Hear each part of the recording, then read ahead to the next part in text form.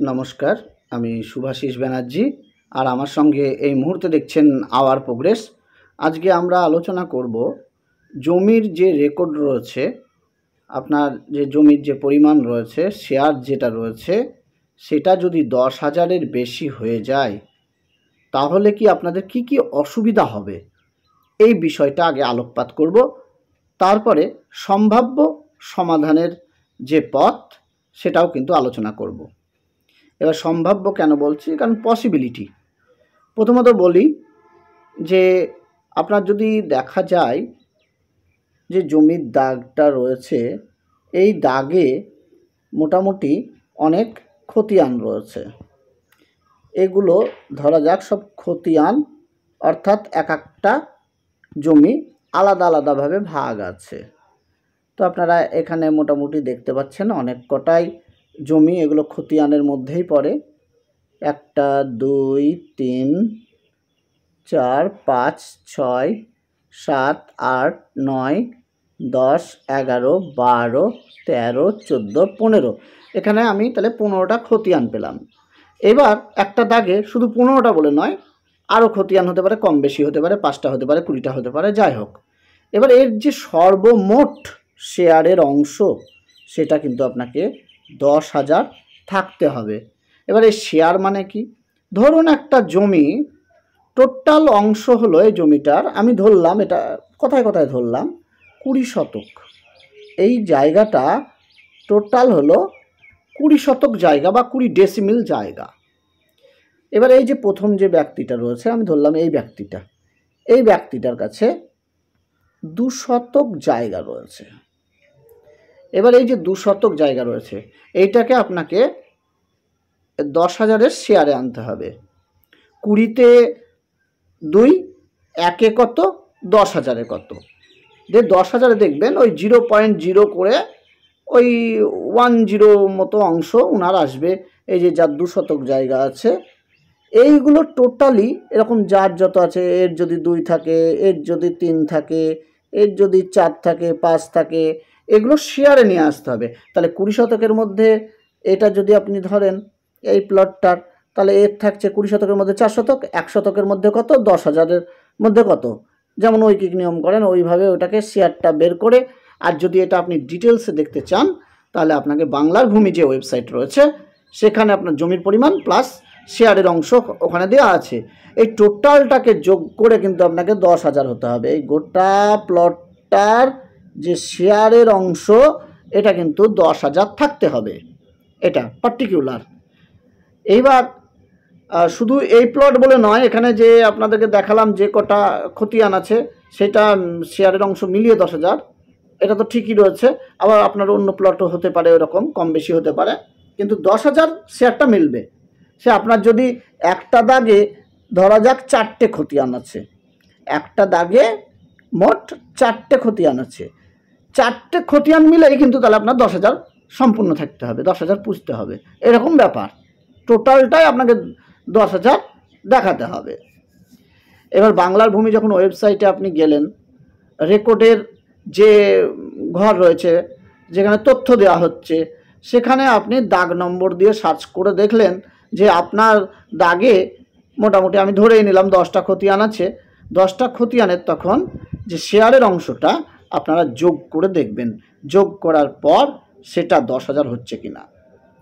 এবার কি কি অসুবিধার কথা চলে আসছি, এ তো গেলাম একটু আলোচনার দিকে গেছিলাম।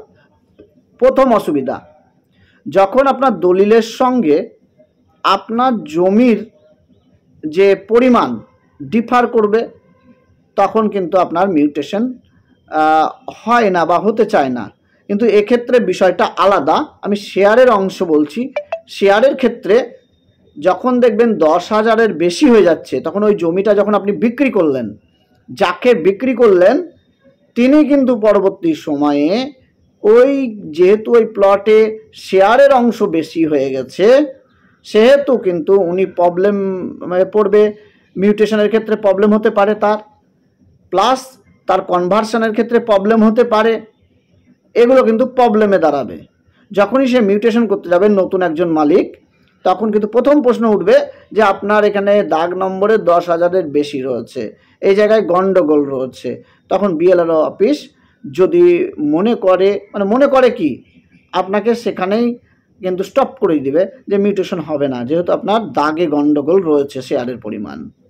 এবার এক্ষেত্রে কেন হয় এগুলো একটা কারণ বলি। দেখা গেল পূর্বের মালিক জমি বিক্রি করেছে, নতুন মালিক মিউটেশনের নাম তুলেছে, কিন্তু পূর্বের মালিকের নামে তা সত্ত্বেও দেখা গেল জমির শেয়ার বা কিছু পরিমাণ জমি মিউটেশনে থেকে গেছে, সেটাকে কাটায়নি। এটা না কাটানোর জন্য এই 10,000-এর অংশ অনেক সময় বেশি হয়ে যায়। এটার মূল কারণ হলো, আপনারা নিশ্চয়ই নাম শুনেছেন নাম জারি আর নাম খারিজ।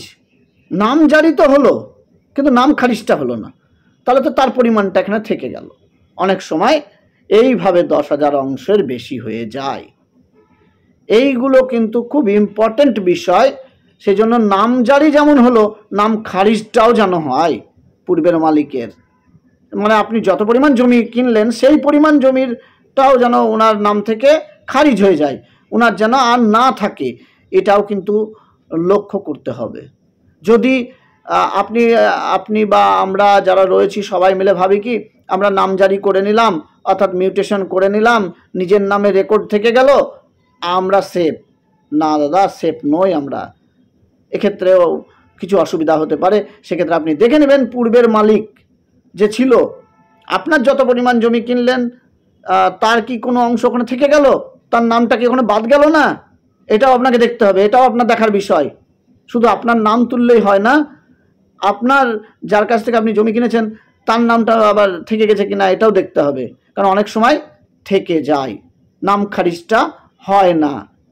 তাহলে শুধু ডিসঅ্যাডভান্টেজ বা অসুবিধা বলতে যে আপনার মিউটেশনে অসুবিধা হচ্ছে তা নয়, আপনার কনভার্সনে শুধু যে অসুবিধা হচ্ছে তা নয়, আপনার জমি যিনি কিনছেন তিনিও অসুবিধায় পড়ছেন।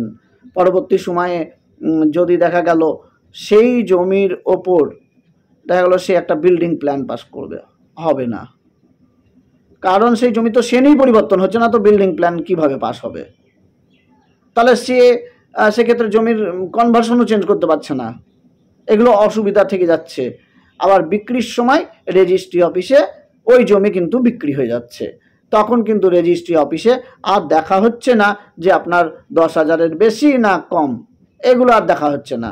কিন্তু যখনই আপনি রেকর্ড রুমে আসছেন, অর্থাৎ বিএলআরও অফিসে আসছেন, তখনই কিন্তু এইগুলো দেখা দিচ্ছে।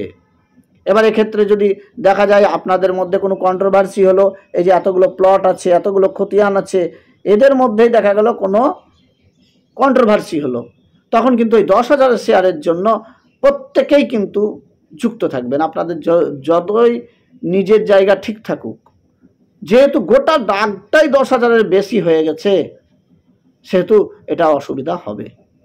সুতরাং এখান থেকে আমরা সম্ভাব্য যে সমাধানের পথ বলবো, সেটা হলো বিএলআরও অফিসে গিয়ে একজন অভিজ্ঞ আপনারা যে আমিন রয়েছে তাদের মাধ্যমে আগে সলা পরামর্শ করবেন, পুরো বিষয়টা কোথায় গিয়ে গন্ডগোল হয়েছে, প্রত্যেকটা পূর্বের দাগ ধরে ধরে কার নাম এন্ট্রি হয়ে আছে, পূর্বের মালিকের নাম, এইগুলো দেখতে হবে। নাম খারিজটা আগে করতে হবে।